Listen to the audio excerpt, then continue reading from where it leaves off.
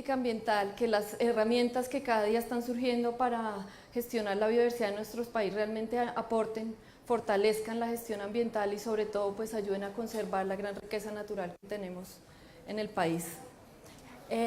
Esta mañana fui invitada a hablarles entonces de compensaciones. El título de mi presentación es Compensaciones en la gestión de la biodiversidad, hablarles un poco de las oportunidades, los retos y sobre todo la realidad que representa una política de compensaciones por pérdida de biodiversidad para el país.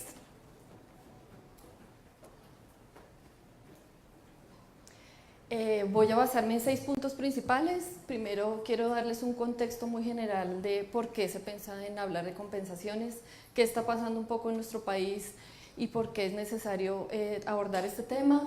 Después, cómo estamos respondiendo precisamente a ese contexto, a ese escenario nacional en el que nos estamos enfrentando. Un poco a nivel general les voy a hablar de la razón de ser de las compensaciones, qué son, cuál es el marco general que nos abarca en este momento como país en las compensaciones, algunos mitos y realidades sobre lo que está pasando con este tema en el país y finalmente unas reflexiones sobre hacia dónde vamos y hacia dónde realmente las compensaciones se deben establecer y gestionar. Como sabemos, actualmente en el país, y eso es una realidad que no podemos desconocer, es que nuestro país está direccionado hacia un desarrollo basado en minería, en hidrocarburos, en aprovechamiento de recursos naturales. Estamos hablando de cerca de 9.7 millones de toneladas de carbón térmico que se exporta anualmente en el país. Hay aproximadamente 30 concesiones viales en proceso que suman aproximadamente 5.000 kilómetros de carreteras por todo el país. Si ustedes ven, pues son territorios también que probablemente sean de alta biodiversidad. Tenemos también el sector minero como uno de los motores de desarrollo del nuevo gobierno. Estamos hablando de que viene una bonanza minera y que el nuevo gobierno además en sus líneas de desarrollo ve la minería y el desarrollo minero energético como una de las prioridades para trabajar y para desarrollar el país. En ese contexto,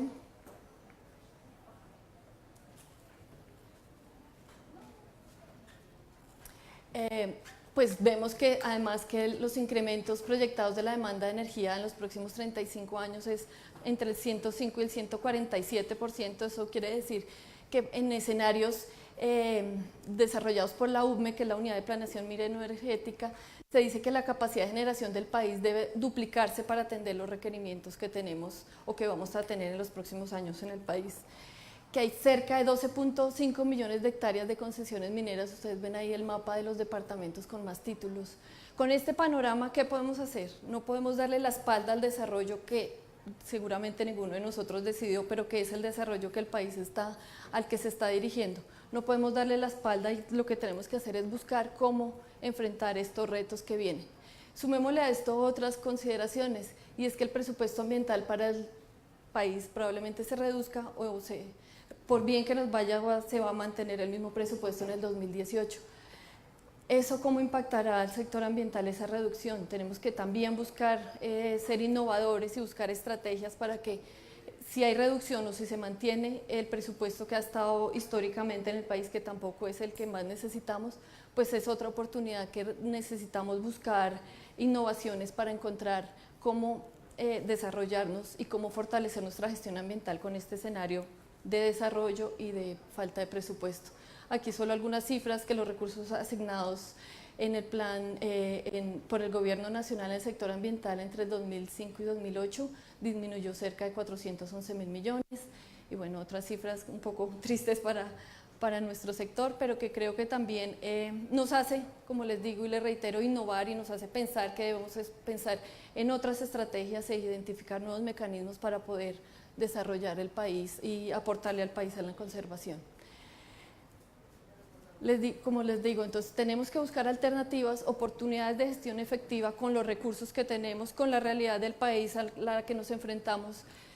¿Y eso cómo lo hacemos? Pues ya existen instrumentos de gestión ambiental que ayudan a que el desarrollo, a que las empresas los sectores que desarrollan el país tengan cierto límite de acción y tengan en cuenta que la gestión de la biodiversidad y los servicios ecosistémicos de los que muchos de sus actividades dependen, pues tengan un control y un manejo menos agresivo con el ambiente. Existen instrumentos ya de regulación directa como las normas de calidad ambiental y los estándares de emisiones.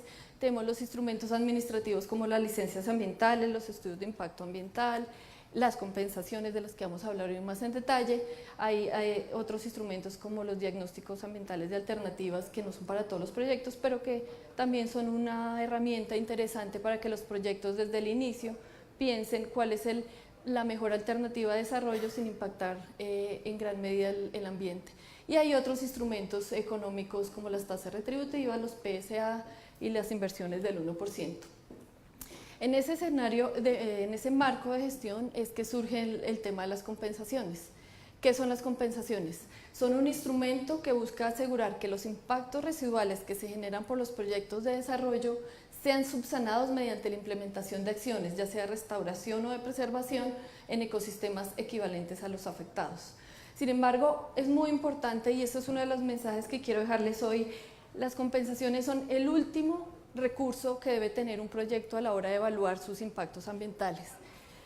En realidad, las compensaciones vienen de una metodología que se llama jerarquía de la mitigación, en donde se le exige a un proyecto que evalúe detalladamente cuáles son sus impactos, los impactos que genera el proyecto, y se piense primero en cuáles debe prevenir de todo ese pool de impactos que tiene el proyecto, cuáles puede prevenir antes de iniciar el proyecto, durante el proyecto, cuáles puede minimizar, cuáles corregir, y en última instancia si piense en que ya los últimos impactos que definitivamente no puede manejar de ninguna de estas líneas, si los compense mediante acciones en otro territorio con características similares. Es muy importante que se piense la compensación en ese marco de la jerarquía de la mitigación, les repito, no como yo simplemente hago el daño y voy y compenso después de cualquier manera, sino hay que seguir, y eso es uno de los lineamientos que el Ministerio y las autoridades ambientales siempre han dado, sigan la jerarquía de la mitigación como un proceso de planeación de proyectos. También las compensaciones se manejan dos principios fundamentales. Uno es la no pérdida neta de biodiversidad. ¿Qué significa esto? Que usted siempre tiene que tender a que la compensación equilibre en la pérdida entre lo que va del impacto residual que genera el proyecto con las acciones que va a desarrollar para compensar.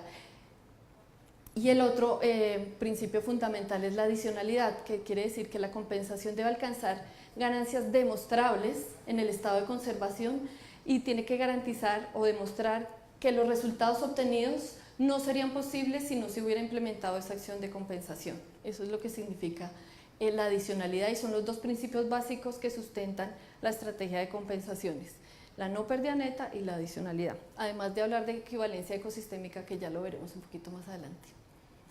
Un poco de historia. En Colombia desde el 93 las necesidades de compensación ambiental pues han sido parte de los procesos de licenciamiento ambiental. Desde la ley 93, la ley 99 de 1993 pues empezó a hablar de licenciamiento ambiental y de los procesos que las empresas y los sectores deberían seguir para respetar un poco el medio ambiente en donde se desarrollan.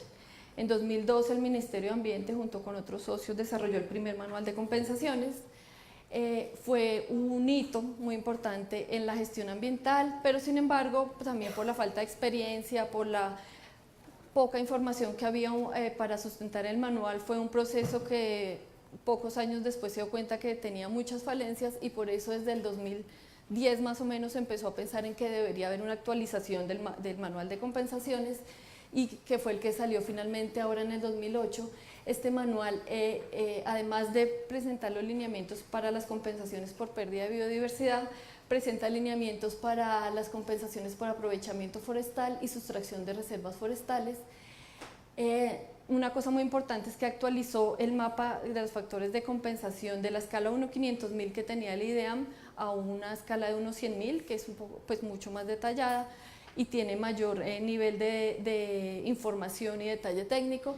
y además este nuevo manual también integra a las corporaciones autónomas regionales y a las autoridades locales para que lo deban aplicar y puedan usar el manual también para sus procesos de gestión más local, ya no es solo para la ANLA, que es la autoridad nacional, sino también para autoridades regionales y locales. En ese escenario sale en el 2018 el manual de compensaciones, donde Colombia marca la pauta en ese proceso de gestión. Es el único país en Latinoamérica que tiene el manual de compensaciones, aunque hay otros países como Perú y Argentina que están avanzando, y Chile. Como Colombia somos el primer país que formalmente da unos lineamientos generales para una política de compensaciones que debe ser seguida por las empresas que son sujetos de licenciamiento ambiental. ¿Qué es este manual? ¿Qué significa? Primero, que a través de una base científica se puede identificar el qué, el dónde, cuándo y cómo compensar los impactos generados por un proyecto que requiere licenciamiento ambiental. Que ayuda a las autoridades ambientales a contar con herramientas para evaluar y hacer seguimiento a las actividades.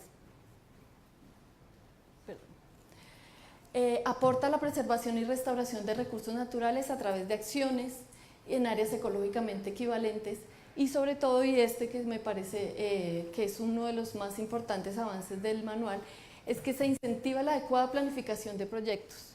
Les repito y voy a ser muy reiterativa durante toda mi charla, la compensación es el último paso en la jerarquía de la mitigación, y lo que pretendemos con este manual es propiciar espacios de gestión para que a través de la protección y la restauración de áreas de especial interés ambiental se generen, que las empresas se incluyan en su gestión no solo como un compromiso de cumplir una tarea, sino como parte de su gestión ambiental, parte de la planificación de los proyectos. Incluso desde la idea del proyecto, una empresa ya debería estar pensando cuál va a ser su aplicación de la jerarquía de la mitigación, y si debe compensar, cuál va a ser su proceso de compensación. No es un tema que se haga al final como un requisito, y hacia eso es a lo que el Ministerio le quiere apuntar.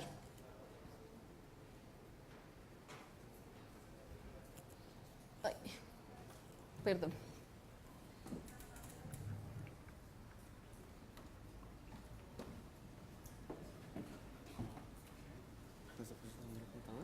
No está funcionando. Si quieres pasamos, yo cambio.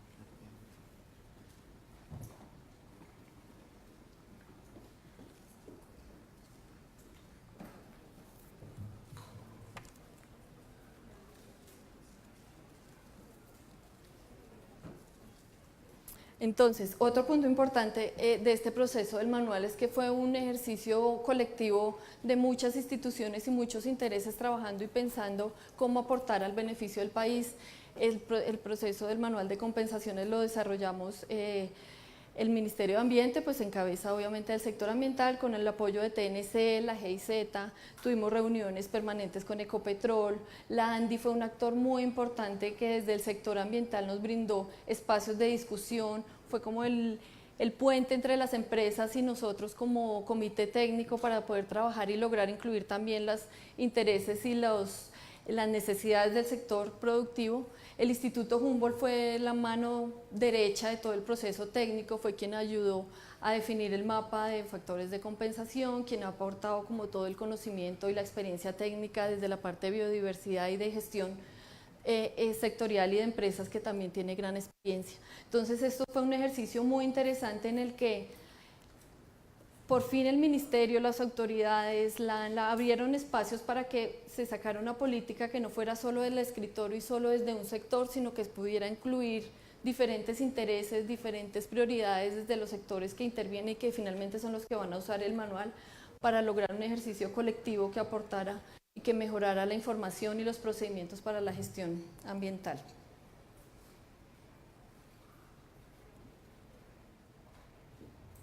Entonces voy a entrar a contarles un poquito de qué se trata el manual y cómo está compuesto. El manual se define básicamente sobre 4 preguntas principales: ¿qué, cuánto, dónde y cómo compensar? El qué compensar se refiere al impacto sobre la estructura del ecosistema, la biodiversidad funcional y la composición de especies producto de un proyecto, obra o actividad. Es decir, en la primera etapa del proyecto, después de aplicar la jerarquía de la mitigación, Cuando ya saben cuál es el impacto residual de ese proyecto, que no puede ser evitado, ni mitigado, ni corregido, se debe identificar esos impactos y ese es el qué compensar, identificar los impactos tanto en la estructura del ecosistema como en la diversidad funcional. El cuánto compensar lo trabajamos mediante un mapa de factores de compensación y es básicamente analizar sobre 4 criterios que eran la representatividad del ecosistema en áreas protegidas, la rareza de esos ecosistemas en cuanto a la composición de especies que tenían, la remanencia, es decir, cuánto de ese ecosistema quedaba en el país y su tasa de transformación, es decir, cómo se estaba cambiando, qué tan rápido se estaba transformando ese ecosistema. Con esos 4 criterios desarrollamos el mapa de factores de compensación y lo que nos arrojó fue este mapa general en donde tenemos factores de compensación que van desde 4 hasta 10. ¿Esto qué quiere decir? Que si un proyecto ya identifica que su daño va a ser en un ecosistema que tiene 4 de factor de compensación, tiene que compensar por cada hectárea 4 hectáreas en un ecosistema equivalente. Para proyectos, para ecosistemas estratégicos, pues obviamente el factor de compensación va a ser más y ahí también el proyecto puede definir si realmente es eficiente su compensación o si sería mejor cambiar su proyecto por otras zonas que no afecten tanto ecosistemas equivalentes, estratégicos, perdón. Y ahí esto también le ofrece al proyecto una herramienta de planeación inicial antes de empezar a desarrollar las obras, para que defina si está afectando ecosistemas demasiado estratégicos con un factor de compensación demasiado alto, pues tal vez la estrategia sea modificar su proyecto, si es una vía cambiar la ruta o si es una mina u otro tipo de proyectos, pues incluso hasta desarrollar el proyecto en otro lado y no explorar esa área. El cuánto compensar tiene algunas particularidades porque pues sabemos que desde el mapa 1-100.000 uno puede ver que es un ecosistema muy importante, pero cuando ya está en el terreno, pues son ecosistemas ya transformados, ecosistemas que realmente por la escala no se pudieron ver. Entonces, para vegetación secundaria de menos de 15 años, el factor de compensación se divide en 2.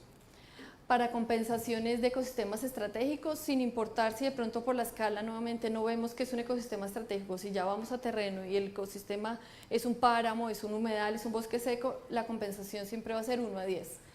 Y para compensaciones en ecosistemas que ya están transformados, simplemente el factor de compensación es 1, es decir, no se multiplica por ningún factor, sino que es 1:1 la compensación. La compensación, como les decía al inicio, se desarrolla en áreas equivalentes ecosistémicamente. Cuando un proyecto va a buscar dónde debe compensar, lo primero que hace es buscar el ecosistema equivalente en la subzona hidrográfica. Si no lo encuentra, lo busca en subzonas hidrográficas circundantes y si no lo encuentra en esas subzonas, va hasta la zona hidrográfica donde se identifican los impactos del proyecto. En el caso de que el proyecto no encuentre un ecosistema equivalente hasta la zona hidrográfica, el proyecto no es viable y la autoridad ambiental puede decir que no lo aprueba, porque sería que está afectando un ecosistema que no tiene similares en ningún área cercana y por eso pues sería un ecosistema muy importante y no se podría afectar.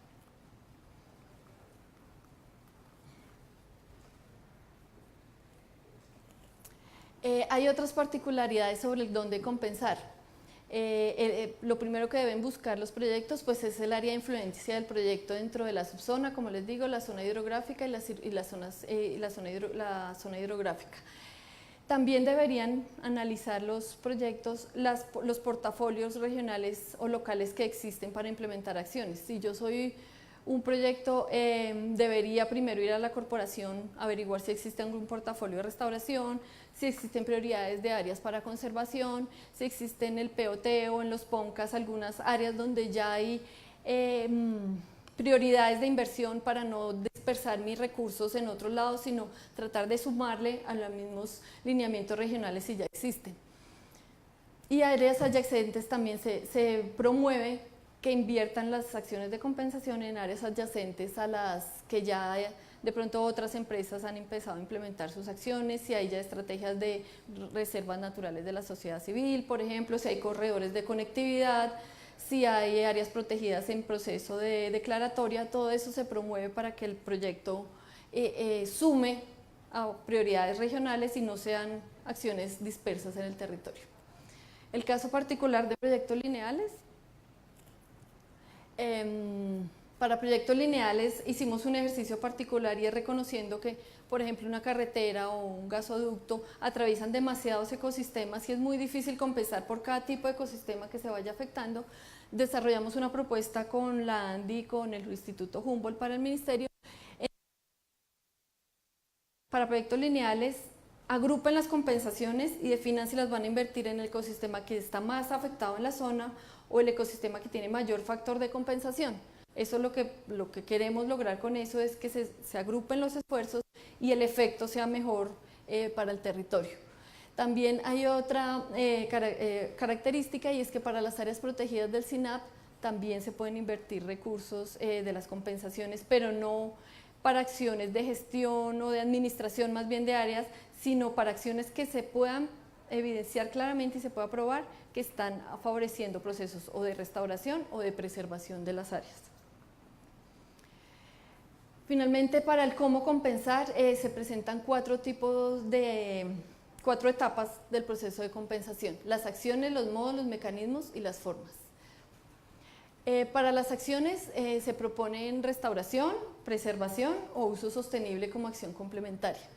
Para la restauración particularmente, ya otros estudios han señalado la importancia de definir alternativas de manejo para el restablecimiento de ecosistemas, contribuir al cumplimiento de metas de restauración nacional. Sabemos que el país se comprometió tanto nacional como internacionalmente a cumplir cierto número de hectáreas restauradas, entonces esto también puede ser una oportunidad para ayudar a cumplir esas metas nacionales e internacionales, y pues para contribuir a la implementación del Plan Nacional de Restauración, que también es un compromiso del Ministerio de Ambiente. Sin embargo, Murcia y colaboradores en el 2017 hicieron un análisis de cuáles eran los cuellos de botella para poder implementar acciones de restauración desde el proceso de compensaciones. Encontraron que había muchos vacíos e inconsistencias conceptuales todavía alrededor de la restauración, la falta de instrumentos que guiaran los planes. Las empresas dicen mucho todo el tiempo: nosotros sabemos de nuestro negocio, pero no sabemos de biodiversidad, ni de conservación, ni de restauración. Necesitamos lineamientos claros para poder desarrollar un buen trabajo. Entonces, hacia eso también estaba como esa identificación de vacíos, y es que necesitamos darle, y eso es un llamado también a la academia, darle lineamientos claros a las empresas, a los otros sectores, de cómo hacer los procesos de restauración, por ejemplo. Hay muchos vacíos en temas de restauración de ecosistemas dulceacuícolas, de restauración de ecosistemas terrestres, por supuesto avanzamos más, pero también necesitamos seguir trabajando y dando información para que se hagan de la mejor manera, para que se monitoreen además de la mejor manera. También falta mucha información ecológica de línea base e incentivos para desarrollar los procesos de restauración. Seguimos trabajando en el desarrollo de línea base. No hay una cultura de monitoreo, y eso es un tema que desde todos los puntos de vista ha salido, y es que hacemos nuestras acciones, puede que funcionen, puede que no. ¿Quién decide? ¿Quién puede definir en este momento si mi compensación de $1 millón fue efectiva para garantizar la conservación de la biodiversidad o la restauración de los servicios ecosistémicos? Eso no podemos decirlo todavía, sobre eso tenemos que seguir trabajando. Y no hay mecanismos legales e institucionales para mantener las alternativas de restauración. También sobre eso seguimos trabajando y vemos que es necesario continuar pensando en esos mecanismos. Después de que una empresa hace su compensación durante 5, 10, 15 años, ¿a quién le entrega los terrenos? ¿Quién los va a manejar? ¿Quién va a garantizar que eso no se pierda al otro día? O sea, hay muchos temas todavía que nos faltan por trabajar. En modos, afinamos un poco también el abanico de opciones, propusimos acuerdos de conservación, explicando un poco de qué se tratan, las servidumbres ecológicas, abrimos las alternativas a pago por servicios ambientales, arrendamiento y usufructo que no estaban en el manual anterior, y la adquisición de predios como otros posibles modos de implementar la compensación. En cuanto a mecanismos, hay 3 opciones principales: las compensaciones directas, las compensaciones a través de operadores que pueden ser encargos fiduciarios o fondos ambientales, y las compensaciones a través de bancos de paz, bancos de hábitat y bosques de paz, que son 2 estrategias más novedosas en el país, pero que vemos que pueden ser una forma muy provechosa de trabajar las compensaciones, de mantenerlas, de asegurar que las compensaciones las están desarrollando de pronto personas que conocen más del tema, y no se deja pues a una empresa que tal vez no es su core del negocio. En cuanto a las formas, se abrió la posibilidad de que las empresas agrupen sus compensaciones, por ejemplo la del 1%, la de veda, la de pérdida de biodiversidad, en un mismo sitio, clarificando que tienen que reportar y dejar claro cuál es el resultado de cada tipo de compensación, pero es posible que las agrupen en un lugar, que eso también garantizaría un poco mejor manejo de las compensaciones. Finalmente, si no, pues también las pueden presentar de manera individual.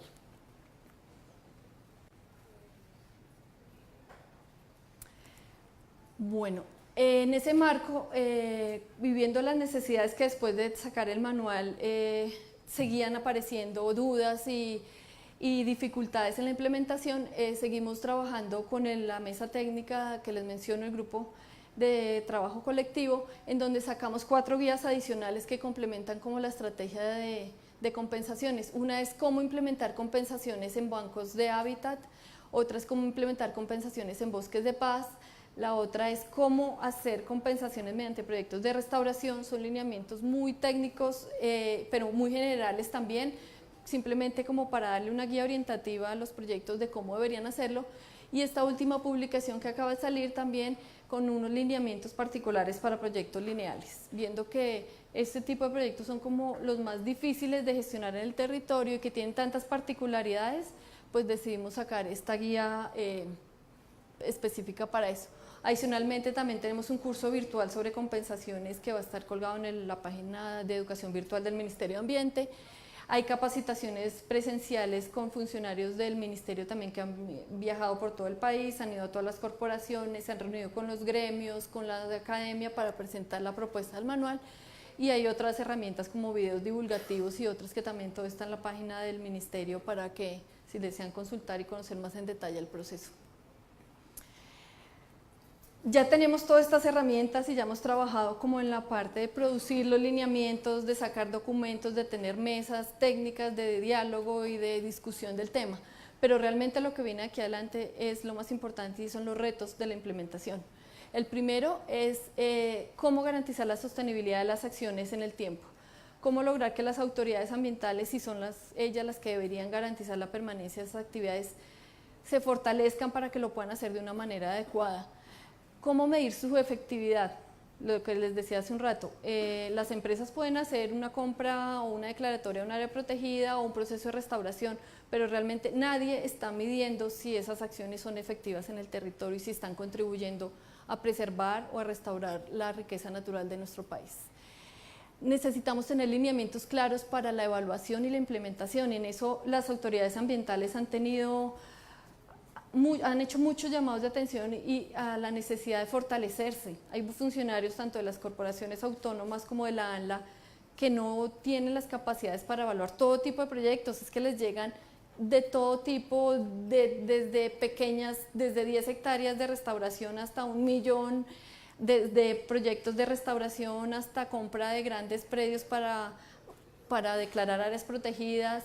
No tienen la capacidad de evaluar todo tipo de proyectos. Necesitamos otra vez un llamado para la academia, ayudar a que estos funcionarios se fortalezcan, a crear información para que ellos no sea su evaluación un proceso subjetivo, sino que tengan todas las herramientas para evaluar y hacer un proceso objetivo y transparente de la evaluación de proyectos.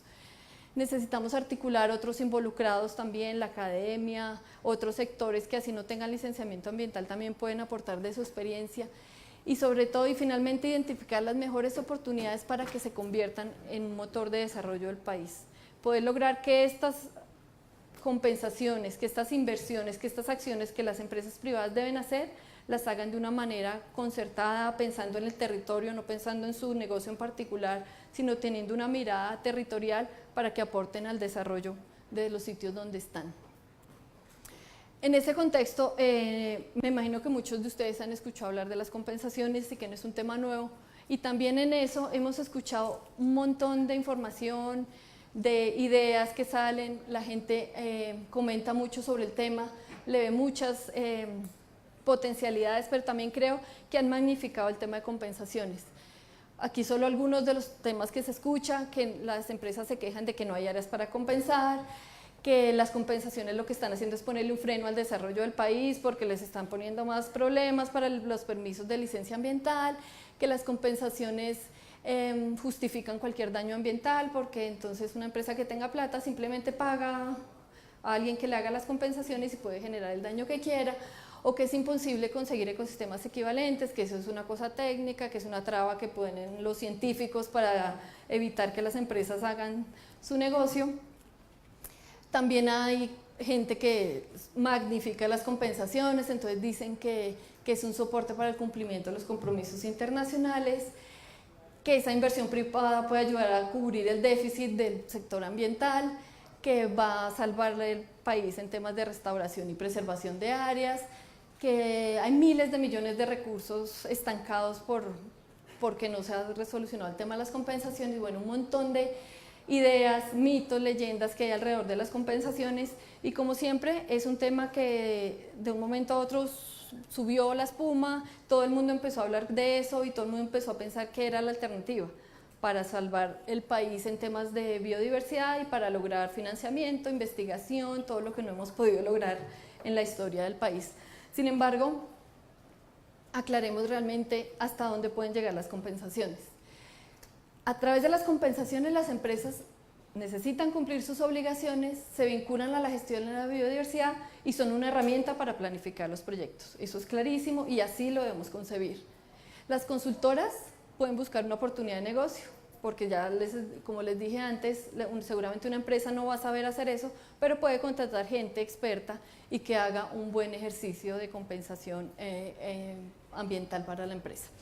La academia y los institutos de investigación podrían ver una oportunidad para hacer ciencia, para alimentar sistemas de información que necesita tanto fortalecimiento. Las autoridades ambientales pueden ver en las compensaciones una oportunidad para mejorar la gestión de la biodiversidad, integrar a los sectores productivos en esa gestión, incorporarlos como un actor importante en su círculo de trabajo y no como alguien que tiene que cumplir un requisito y se va. Y pueden convertirse también en oportunidades para, a veces, el débil sector ambiental, que sabemos que no tenemos mucha fortaleza en muchos casos. Por ejemplo, abre posibilidades de inversión en los territorios, aporta en la implementación de portafolios de restauración, puede aportar en las prioridades de preservación si las tienen los territorios y puede aportar a fortalecer iniciativas como Bosques de Paz, que fue una propuesta del gobierno anterior para mejorar la calidad de la vida de las poblaciones afectadas por el conflicto ambiental, y es una estrategia de trabajo colectivo con las comunidades que se unen, ponen un territorio en común para recibir este tipo de recursos, pues bajo unos estándares, y que puede funcionar también como una alternativa de desarrollo para comunidades que históricamente han sido afectadas por el conflicto. Entonces, las compensaciones finalmente son un instrumento que busca innovar en el manejo de los impactos de los proyectos sobre diversidad. Y lo más importante es que es el último eslabón de la jerarquía de la mitigación. Es una excusa para poder obligar a las empresas a que hagan una planeación juiciosa de su proyecto, que incluyan una visión del territorio en donde se están desenvolviendo y que realmente piensen en que la biodiversidad y los servicios ecosistémicos que ofrece el ambiente es parte de su negocio y no una tara, una traba o una cosa que se puede solucionar con plata o con una idea al último proceso de su negocio o de su proyecto. Las compensaciones definitivamente no van a ser la salvación del sistema, no van a ser la salvación financiera del sector ambiental, son simplemente un instrumento que se suma a un abanico de obligaciones relacionadas con el licenciamiento ambiental, que es innovador, que tiene mucha potencialidad, que vemos que si se maneja y si se saltan o si se logran solventar esos cuellos de botella que les mencioné, pueden ser una gran oportunidad para la gestión ambiental del país, no son la salvación del sector ambiental. Entonces, la llamada de atención es, démosle a las compensaciones su justa medida, tengámoslas en el nivel que es, valoremos la importancia que tienen para la gestión ambiental, pero no sobrevaloremos ni le demos todo el peso o toda la esperanza de la salvación del sector o de la gestión de biodiversidad del país. Finalmente, otras reflexiones alrededor de este ejercicio. Definitivamente creo que las compensaciones están justo en el momento en convertirse o en el héroe o en el villano de la gestión ambiental. Podrían pasar desapercibidas y simplemente decir que fue tantos billones, como hablaba el anterior ministro, que eran cerca de 2 billones de pesos represados en compensaciones perdidos, desaparecidos sin saber realmente cuál fue su efecto, o podrían realmente convertirse en un faro que guíe la gestión de biodiversidad y que nos ayude realmente a los que sabemos y a los que estamos trabajando en el tema ambiental a solucionar problemas del país y a encontrar una alternativa de solución para las comunidades también, que son las que viven en los territorios con mayor biodiversidad. Definitivamente se deben desarrollar de una manera articulada bajo los marcos de prioridades, de planeación, del ordenamiento territorial, tomando en consideración no solo las condiciones ambientales, sino muy importante las condiciones sociales de los territorios en donde están. Y en eso siempre hacemos el llamado a las empresas. La biodiversidad no está desligada de la gente que está en sus territorios, siempre véanlo de manera conjunta, a pesar de que las empresas tienen unas obligaciones sociales y unas compensaciones sociales y otras de tema ambiental, así lo hemos visto un poco históricamente. Debemos retomar y volver a pensar que el territorio, las comunidades y la biodiversidad es uno solo y que así se debe gestionar. También representan una oportunidad más allá del cumplimiento de las obligaciones, pueden convertirse en una forma de complementar la gestión de áreas protegidas, no solo las públicas sino también las privadas. Estamos viendo una oportunidad muy grande en que las compensaciones, que algunos proyectos de compensación aporten al fortalecimiento de reservas naturales de la sociedad civil, por ejemplo, y no solo en cada uno en particular, sino que sirvan como un motor de conectividad de varias para generar corredores, para generar a nivel ya territorial un impacto más grande. Y que sean además una oportunidad de trabajo para que las comunidades locales encuentren alternativas de mantener la biodiversidad y pues sus formas de vida.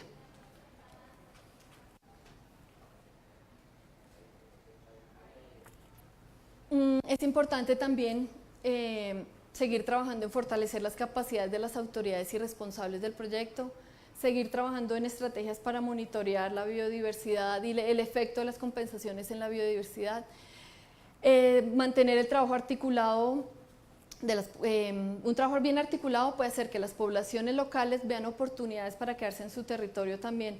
Si ven que hay espacios de desarrollo, oportunidades de mejor calidad de vida en sus territorios mediante estos proyectos de compensaciones u otras estrategias, puede ser una forma de que las comunidades se queden en su territorio, que retomen el valor que tiene su territorio y que puedan desarrollar mejor su vida en esos territorios.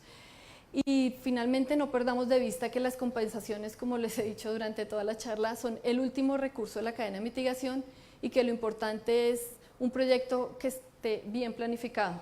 En última, si yo logro desarrollar y planificar mi proyecto absolutamente juiciosamente pensando en las condiciones de biodiversidad, en las condiciones ambientales de mi territorio, no debería compensar. Y ese es a lo que queríamos llegar en algún momento, es decir, ya no necesitamos compensar porque los proyectos son tan juiciosos haciendo su planificación que no generan pérdida de biodiversidad. Muchas gracias.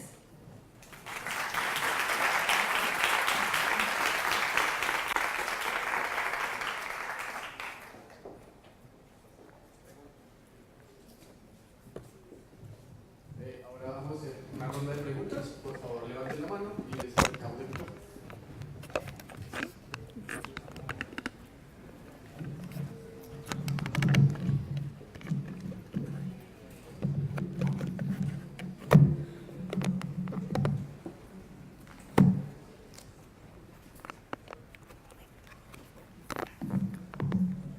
Gracias, bueno, muy buenos días. Buenos días. Mi nombre es Andrés Gull, soy profesor de la Universidad de los Andes. Tengo como dos inquietudes, porque digamos, entiendo muy claramente la lógica de que las compensaciones son el último recurso, eso estoy totalmente de acuerdo, pero encuentro, y tú misma lo mencionaste, que el tema de monitoreo y evaluación es un tema que todavía está como sin definir demasiado. Y yo creo que el éxito de las compensaciones es ese, ¿sí? Sin que eso se defina, pues se convierte como en un saludo a la bandera, como tantos proyectos de reforestación donde van y siembran miles de árboles y nadie los monitorea y se mueren el 70 o el 80%.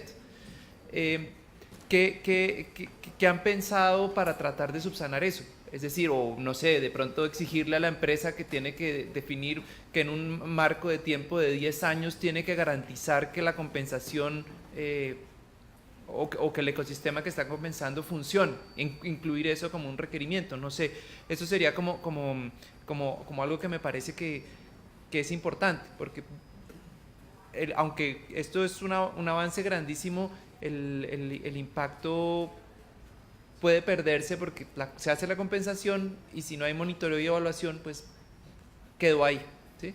Y ya se me olvidó la otra pregunta, entonces dejemos así. Voy a responder esta misma. Bueno, hay dos cosas. Uno, el manual incluye que la empresa debe reportar indicadores de efectividad a su compensación. Ellos tienen que establecer unos indicadores y hasta que la autoridad no evalúe que los indicadores que ellos propusieron se cumplen, no cierra la obligación, no le dan chulito de cerrar.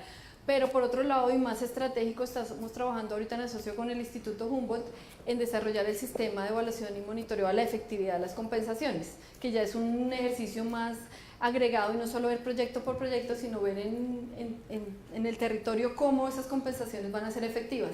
Ya tenemos la propuesta técnica, la próxima semana tenemos el primer taller como de socialización con muchos actores para ver si estamos por el camino que es, si la propuesta es una mesa técnica en la que estamos trabajando Humboldt, TNC, el Ministerio, la ANLA, Parques, creo que hasta ahí. Y la idea es que sea un sistema de información alojado en el CIAC o en alguno de los sistemas ya oficiales en donde se puedan monitorear esos estándares o esos indicadores para medir la efectividad de las compensaciones. Sin embargo, ahí la cuña, tenemos presupuesto hasta la propuesta del sistema, no tenemos todavía presupuesto para desarrollarlo, pero vamos, lo estamos pensando. Hola, sí, hola. Hola. Buenos días. Yo quería hacer una pregunta basada en la compensación. Hasta donde yo tengo entendido, las empresas solamente se le pueden deben de entregar una compensación del 1%. Pero cuando, pues muchas veces es más favorable pagar la compensación que mitigar los daños. Háblese de la minería. La minería es 1000 veces más rentable hacer la explotación y hacer el daño que hacer la mitigación de esas mismas zonas.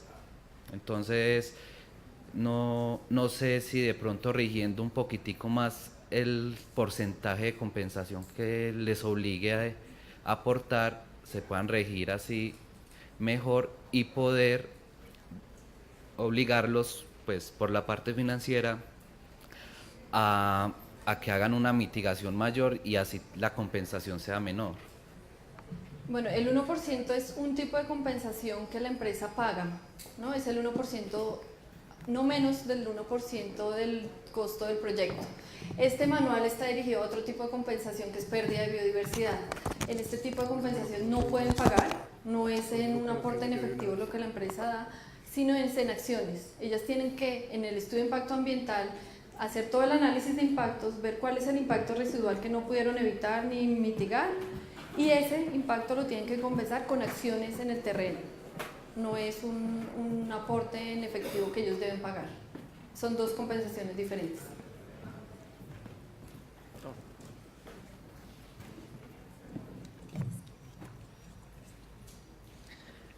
Buenos días. Buenos días. De muy cerca tuve la oportunidad de conocer una experiencia de restauración en los Yariguíes, en donde uno de los participantes, un ornitólogo, Diego Gutiérrez, me comentó en una noche solamente se metió pues una vaquita y un burro a una de estas parcelas de restauración y en una noche solamente se perdieron cerca de 100 millones de pesos en estas plántulas que durante meses se tuvo pues mucha paciencia para germinarlas, ¿verdad? Entonces aquí es donde entra la discusión en cómo yo incluyo a la comunidad en estos procesos, no solamente haciendo una reunión como en un auditorio, en una carpa, en un salón comunal, sino acercándome puerta a puerta a decir, pues no solamente que voy a hacer un plan de restauración, sino que quiero incluirlo usted en estas acciones de prevención, control y vigilancia, como lo llamaría Parques, ¿verdad? Entonces yo quería preguntarte desde tu experiencia y desde pues también tu opinión, ¿qué ¿qué nos recomendarías para hacer estas acciones con la comunidad? Que sean realmente efectivas y que se vean también reflejadas en la inversión económica que hacen las empresas y muchas organizaciones para hacer estas compensaciones. Bueno, pues yo creo que tú diste la respuesta y es vincular a la comunidad de una manera seria. No es informándola, sino vinculándola en el proceso.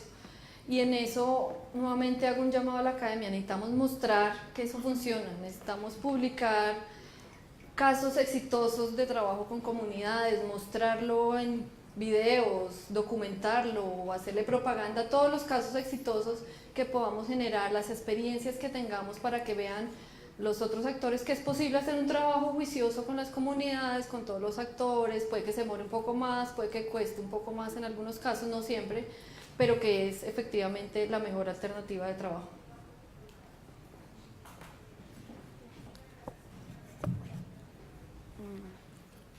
Bueno, buenos días. Gracias por la charla, muy interesante. Yo tenía la pregunta porque no tengo muy claro qué relación está tiene el manual con la normativa y la legislación ambiental. Porque no sé si el manual queda simplemente como una propuesta a las empresas de aplicarlo o si al no aplicarlo, porque pues ya dices que hay cosas muy puntuales que se deben hacer, al no aplicarlo, no sé, hay una serie de multas o si simplemente queda como una propuesta. No, el manual es parte del proceso de licenciamiento ambiental. Ya está formalizado mediante una resolución y a partir de enero del 2019 entra en vigencia. Ahorita están como en la etapa de que los proyectos conozcan de qué se trata, de que hagan si desean hacer el cambio, porque los proyectos que tienen licencia ya podían seguir con el manual del 2012, pero si quieren pueden hacer el cambio y actualizar al 2018 y en ese proceso están, pero a partir del 1 de enero del 2019 todos los proyectos que entren al proceso de licenciamiento ambiental obligatoriamente tienen que cumplir el manual. Gracias Marisabel por la muy esclarecedora charla de cómo funcionan las compensaciones. Yo quería saber si desde TNC ustedes han acompañado algunos procesos de compensación y cómo ha sido la experiencia, digamos, de este acompañamiento con ustedes. Y la otra pregunta muy de curiosidad es si se hacen procesos de compensación en áreas protegidas ya declaradas que tal vez estén teniendo procesos de pronto de degradación. Esos son mis dos. Bueno, tu primera pregunta no. Como TNC, dado que estamos trabajando muy de la mano con el ministerio y apoyando la política, consideramos que no sería muy ético tal vez hacer proyectos de compensación con empresas. Lo que sí estamos trabajando es con algunas empresas privadas para acompañarlos en el proceso y evaluar más como desde afuera, ver cómo lo están haciendo para retroalimentar la política, ver qué fallas tuvieron, cuáles son los problemas para implementar el manual, cómo se podría mejorar. En eso estamos acompañando, probablemente vamos a trabajar con Ecopetrol y con Cemex en esos ejercicios, pero más como de prueba, ¿no? Como de servir de conejillo de indias para ver si lo que propusimos en el manual se implementa en casos reales.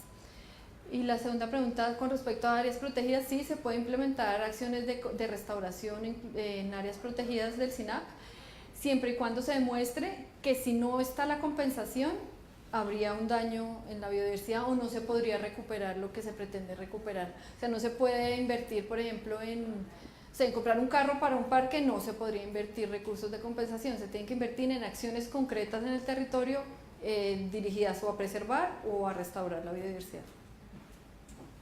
Buenos días. Aquí. ¿Dónde? Bueno, mi pregunta va enfocada hacia el manual. Pues sabemos que hay compensaciones por la explotación y todo eso, ¿sí?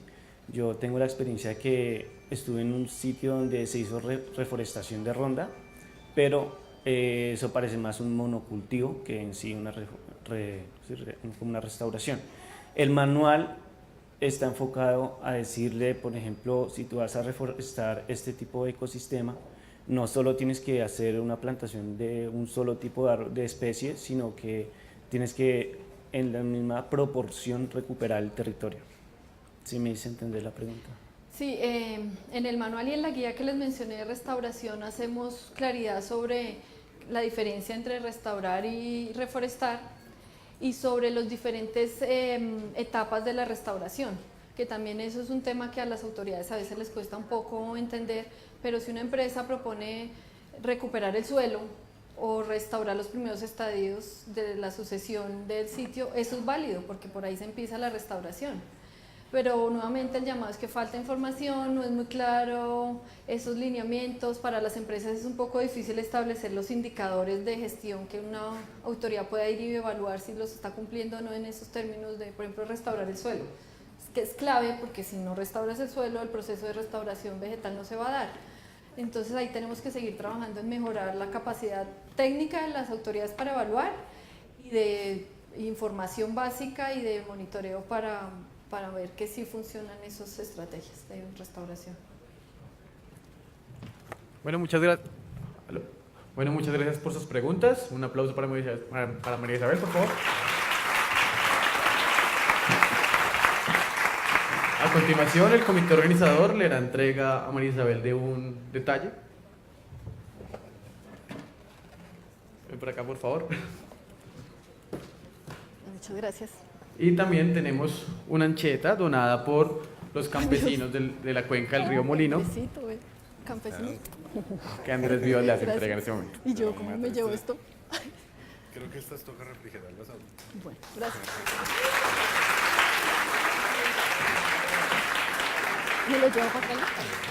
Bueno, para terminar este acto inaugural, algunas indicaciones generales. Todavía hay personas